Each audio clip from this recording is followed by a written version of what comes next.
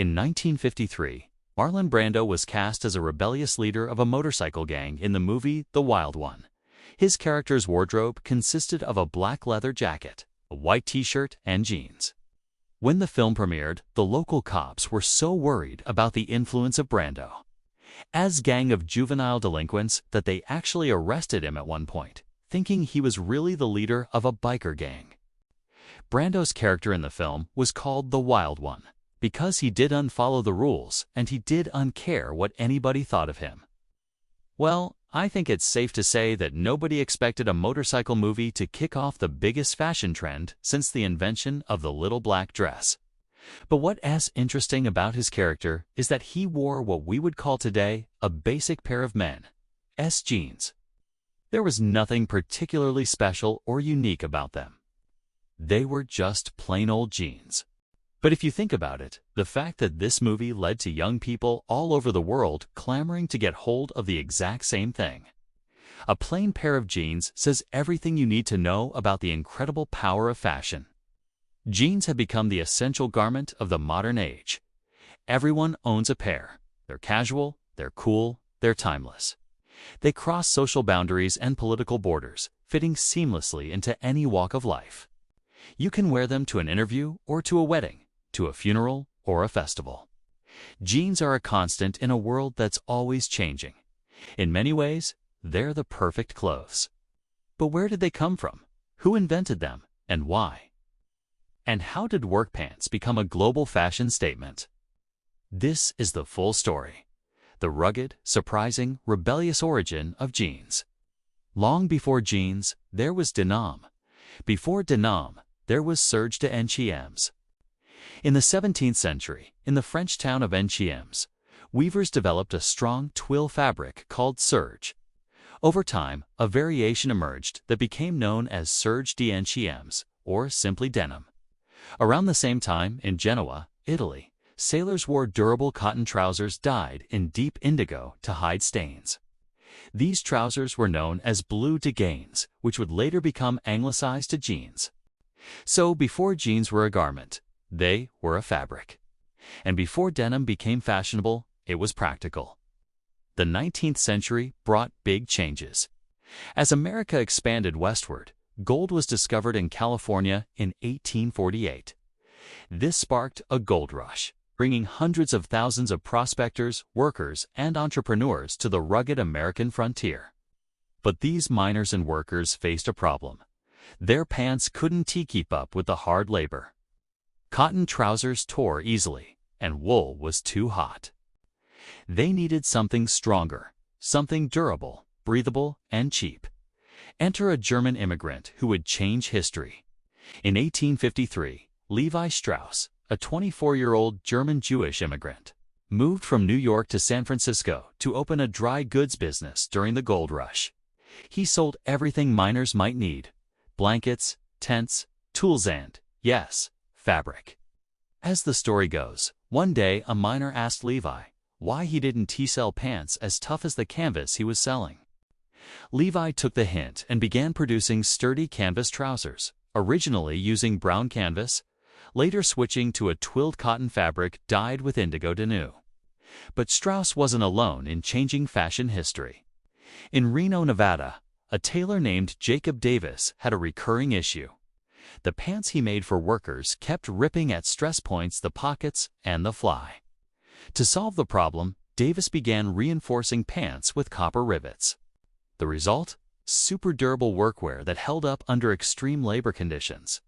It was a hit, but Davis knew he needed a business partner to scale the idea, and he thought of Levi Strauss, whose fabric he often bought.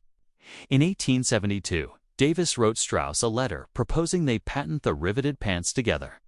A year later, on May 20, 1873, U.S. Patent No. 139,121 was issued. That day is now considered the official birthday of blue jeans. The first jeans were called waist overalls, designed for laborers, cowboys, miners, and railroad workers. They were made of heavy denim with riveted pockets, a button fly, and a leather patch stamped with two horses trying to pull the jeans apart, a symbol of strength. The jeans had a watch pocket, suspender buttons, and came in indigo blue, which was color-fast and masked dirt. Well, they were practical, tough, and built for the hardest-working Americans. But no one could have predicted what would come next. By the early 20th century, Levi's jeans were the uniform of American workers. In the 1930s, cowboys in Hollywood westerns wore Levi's jeans, bringing denim into the public eye. But it was the 1950s that changed everything. Marlon Brando in The Wild One and James Dean in Rebel Without a Cause wore jeans not as workwear but as rebellion. Suddenly, jeans weren't just for laborers. They were for rebels, rockers, and anyone pushing back against the mainstream. Schools banned them. Parents disapproved. Teenagers embraced them. As American culture spread globally, so did jeans. In post-World War II Europe, jeans became black market gold symbols of freedom, youth, and the American dream. By the 1960s and 70s, jeans were embraced by hippies, feminists, and civil rights activists. In the 1980s and 90s, jeans evolved again from rugged to glamorous. Designers like Calvin Klein, Versace, and Dolce & Gabbana put jeans on the runway. In 1999, Time magazine named blue jeans the fashion item of the 20th century. Most jeans today are still made from cotton denim, woven in a twill pattern with a white weft and indigo warp. That's what gives jeans their signature faded look as the indigo wears off. Jeans are dyed using various indigo methods: rope dyeing, sulfur dyeing, and even synthetic indigo. After dyeing, jeans are cut, stitched, riveted, and often stonewashed to give them a worn-in look. Brands now experiment with stretch denim, organic cotton, and eco-friendly dyes to reduce environmental impact. But the basics remain the same. Levi Strauss & Co. remains a denim titan, but the jeans market is massive. Global denim sales exceed $60 billion annually, with key players like Wrangler, Lee, Diesel, True Religion, and Uniqlo. Designer denim can cost hundreds, even thousands of dollars. Yet jeans are still the people's clothing, worn by billionaires and farmers alike. There's a pair for every budget and body types: skinny bootcut, mom jeans, wide leg, ripped, raw, and everything in between. As the world becomes more conscious of sustainability, jeans are evolving again. Traditional denim production uses vast amounts of water and chemicals. Today, brands are investing in laser distressing, ozone washing, and closed-loop dye systems to create jeans with less waste. Recycled denim, hemp blends, and biodegradable rivets are the next frontier. But the essence of jeans remains unchanged: tough, democratic, adaptable, and enduring.